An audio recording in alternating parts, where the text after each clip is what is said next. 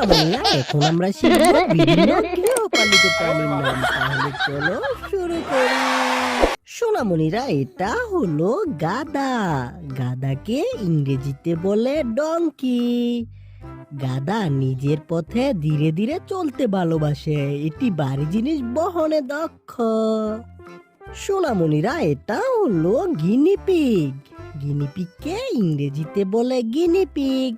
Guinea pig ছোট ছোট শব্দ করে কথা বলতে চায়। এটি সবজি খেতে খুব পছন্দ করে। সোনামণিরা, এটা হলো কুকুর। কুকুরকে ইংরেজিতে বলে ডগ। কুকুর তার মালিককে দেখে খুশিতে লেজ নাড়ে। এটি গন্ধ শুকে সবকিছু চিনতে পারে।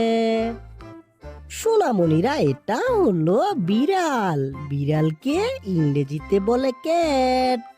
বিড়াল নরম ভাবে হাঁটে, তাই শব্দ হয় না। এটি খেলতে ভালোবাসে এবং খুব কৌতূহলী। সোনামণিরা, এটা হলো মহিষ। মহিষকে ইংরেজিতে বলে বাফেলো। মহিষ কাদামাটি ঠান্ডা থাকার জন্য ব্যবহার করে। এটি বাড়ি কাজেও খুব উপকারী। সোনামণিরা, এটা হলো তোতা পাখি। তোতা পাখিকে ইংরেজিতে বলে প্যারট। তোতা ফল ও বাদাম খেতে পছন্দ করে। এটি নিজের মালিকের কণ্ঠও নকল করতে পারে। সোনামণিরা, এটা হলো মুরগি। মুরগিকে ইংরেজিতে বলে হ্যান।